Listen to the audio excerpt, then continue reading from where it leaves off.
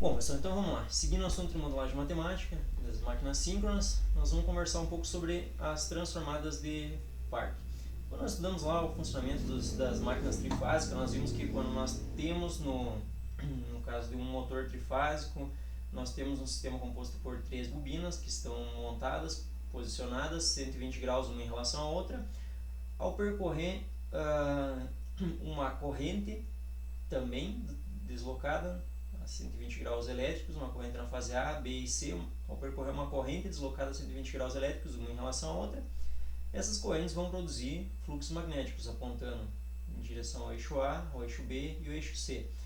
O somatório desses fluxos magnéticos produzidos pela bobina A, pela bobina B, pela bobina C, então vamos representar o fluxo magnético total no interior da máquina, nós vamos poder representar por um único vetor que vai formar então o nosso campo magnético girante. Então, se nós analisarmos aqui nesse vídeo, nós temos o somatório do A mais o B mais o C. Nós vamos ter então um único vetor que vai estar girando sempre com o mesmo comprimento, com módulo constante. Da mesma forma como nós vimos nas máquinas monofásicas, nos motores monofásicos, se nós temos duas bobinas posicionadas 90 graus uma em relação à outra, mecanicamente, uma bobina montada 90 graus uma em relação à outra, e nós fizermos percorrer por essas bobinas uma corrente também deslocada 90 graus, uma corrente que percorre A deslocada 90 graus em relação à corrente que percorre a bobina B, nós vamos ver que o resultado do fluxo magnético produzido pelas bobinas vai formar o nosso campo magnético girante, certo? Conforme apresentado na ilustração. Bom, uma proposta apresentada por Clarke corresponde tem como objetivo nós transformarmos um sinal trifásico, um sinal composto pelos componentes A, B e C, em um sinal que nós podemos representar em função de um valor real e um valor imaginário dado por apenas dois componentes, alfa e beta. Mais à frente nós vamos entender como isso vai facilitar em alguns desenvolvimentos matemáticos. Então a ideia da proposta de Clarke é transformar aquele sinal trifásico em um sinal equivalente composto pelos valores alfa e beta.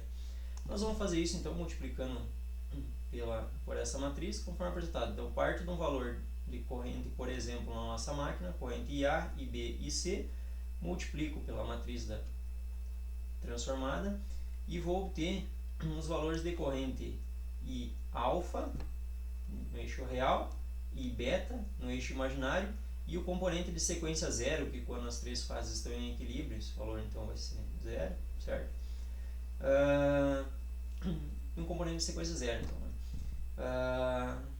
A partir daí nós podemos trabalhar então como se nós estivéssemos trabalhando então com duas fases aqui, dois sinais senoidais deslocados 90 graus um em relação ao outro.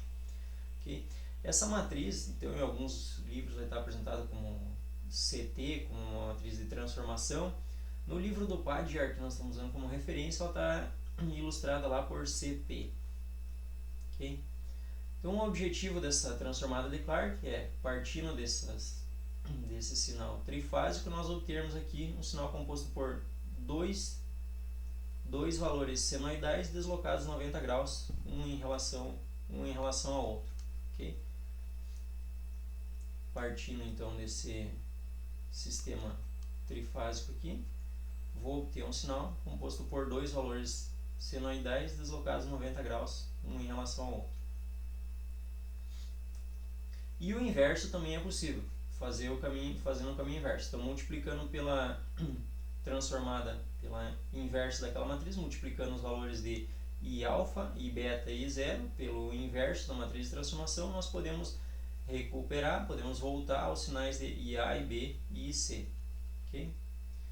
Então, o objetivo da transformada de Clarke é converter o sinal trifásico em um sinal senoidal composto por duas componentes alfa e beta, que percorrem duas bobinas imaginárias fixas à estrutura da máquina. Então, duas bobinas bobina alfa e a bobina beta. Então saímos daquele sistema na fase A, B e C e vamos representar por duas bobinas imaginárias, uma bobina alfa posicionada sobre o eixo A e uma bobina beta posicionada 90 graus em relação ao eixo A. A partir daí surge também a transformada de Park, que converte esse sinal senoidal, composto pelas duas componentes, alfa e beta, que percorre essas bobinas imaginárias, então, em um sinal composto por duas componentes DC. A partir de agora nós vamos imaginar o seguinte: essas bobinas vão começar a se deslocar, vão começar a girar, acompanhando o rotor da máquina. Então vão começar a girar no mesmo valor de velocidade, da velocidade angular aqui do rotor da máquina. Essas bobinas que nós havíamos definido aqui antes, do eixo alfa e do eixo beta, vão começar a se deslocar acompanhando o rotor da máquina. Então nós vamos passar a chamar essas bobinas de a bobina que está posicionada sobre o eixo direto e o eixo em quadratura, ok? Então a partir de agora nós vamos entender que essas bobinas estão girando. E nós vamos representar o valor das correntes que percorrem essas bobinas por valores DC. Então ID e IQ. Um valor em corrente contínua que percorre o eixo direto e um valor em corrente contínua que percorre a bobina do eixo em quadratura. Então nós vamos representar essas correntes por valores DC e vamos considerar que esse sistema dessas bobinas que estão montadas no estator da máquina vão acompanhar o deslocamento do rotor, ok? Então vamos representar apenas pelos valores do eixo direto e o eixo em quadratura. Nós vamos utilizar para fazer a representação daquele nosso sistema trifásico. Isso traz uma série de vantagens, nós vamos conversar um pouquinho mais à frente, no sentido de que com essa transformação nós podemos converter um sistema variante no tempo em um sistema invariante no tempo. Então pela combinação das transformadas de Clark e Park, pela combinação das duas que nós vimos antes, nós podemos obter uma matriz que vai converter diretamente do sistema que nós temos as três fases A, B e C para um sinal expresso em termos dos componentes D, Q e 0, dos componentes no eixo direto, no eixo quadratura e os de sequência 0. Então, pela combinação dos dois sistemas anteriores podemos obter o sistema DQ0. Padjar, no livro dele, então, introduz lá nas equações 3.17 e 3.18 as matrizes de transformação, então, que vão ser as transformadas do nosso sistema ABC para o sistema DQ0. Então, uma vez que nós multiplicamos, nós podemos, partindo do sistema DQ0, multiplicar pela matriz de transformação CP, obter os valores de uma determinada, os valores dos componentes A, B e C. E se eu multiplicar os valores A, B e C pela matriz CP inversa, então eu consigo obter os valores do eixo direto, eixo em quadratura e 0. Essa matriz de transformação ela pode ser utilizada para fazer então transformações em fluxo magnético, tensão, corrente ou mesmo na matriz de indutância. Posso aplicar para mim relacionar, por exemplo, as tensões das fases A, B e C no estator da máquina em termos de tensão no eixo direto, eixo em quadratura e de sequência 0. Posso utilizar para converter as correntes nas bobinas A, B e C em termos de corrente no eixo direto, eixo em quadratura. Posso utilizar para converter os fluxos magnéticos que percorrem as bobinas A, B e C, então, ou mesmo as matrizes de autoindutância e indutância mútua. Podemos utilizar essa matriz de transformação para converter em termos de eixo direto, eixo quadratura e de sequência 0. Okay? Então, Padjar apresenta nas equações 3.18 e 3.19 as matrizes que vão ser utilizadas para realizar essas transformações. Então, na equação anterior, tínhamos que vai ser utilizada a matriz CP e a CP inversa. E nas equações 3.18 e 3.19, então temos uma apresentação da matriz, dos componentes dessas matrizes. Okay? que vão ser utilizadas então, para converter da sequência ABC para a sequência D, que é 0. Então, no caso, a partir dessa conversão, as bobinas, por exemplo, do estator, nós vamos substituir por bobinas fictícias, sendo uma bobina posicionada sobre o eixo direto, alinhada, no caso, com o eixo direto que nós vimos anteriormente do rotor, uma bobina do eixo direto e uma bobina do eixo em quadratura. Então, tem o ID e o IQ, a bobina D e a bobina Q, certo? Uma no eixo direto e uma no eixo em quadratura.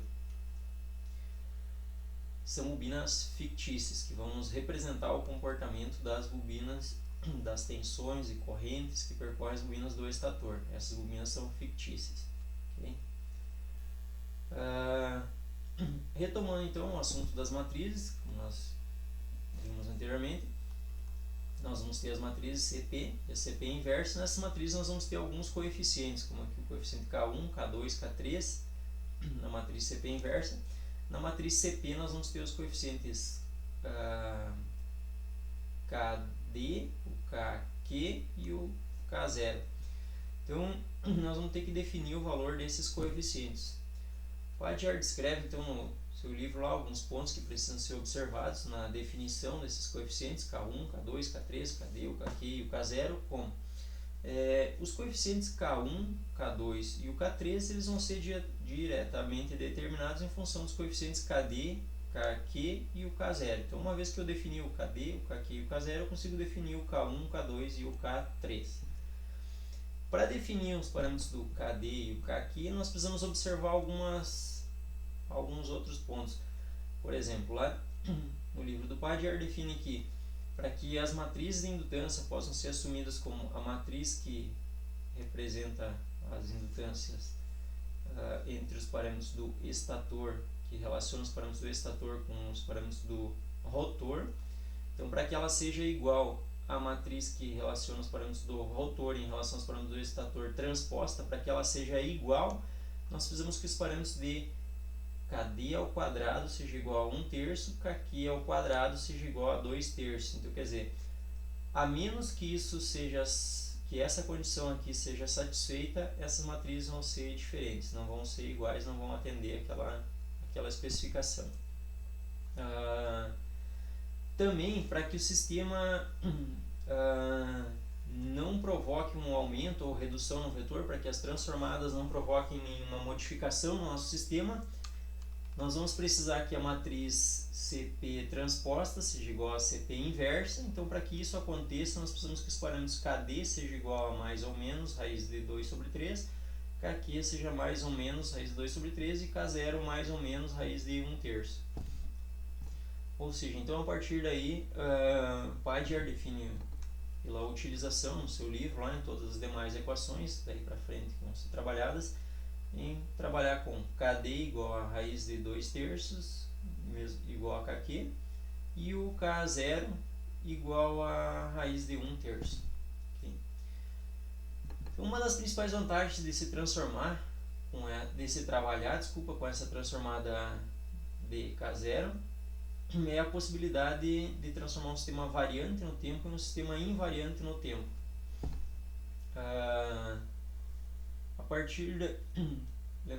Lembrando que nós tínhamos aquela situação que no desenvolvimento das equações, por exemplo, na matriz de indutâncias, a matriz LSS, nós tínhamos os valores das indutâncias variando em função do ângulo θ, ou seja, variando em função do tempo. Isso para nós já havíamos comentado, então se tornaria um problema nos equacionamentos a seguir. Utilizando esse sistema a gente consegue converter uma matriz então, que não varia em função do tempo. Então, a partir de agora, nos próximos passos, nós vamos ver como fazer a transformação dos fluxos magnéticos, a transformação das tensões no estator e a transformada das equações do torque, utilizando o sistema de K0. Hoje, então, encerramos esse vídeo para dar sequência nos próximos vídeos com esses tópicos. Ok? Obrigado pela atenção.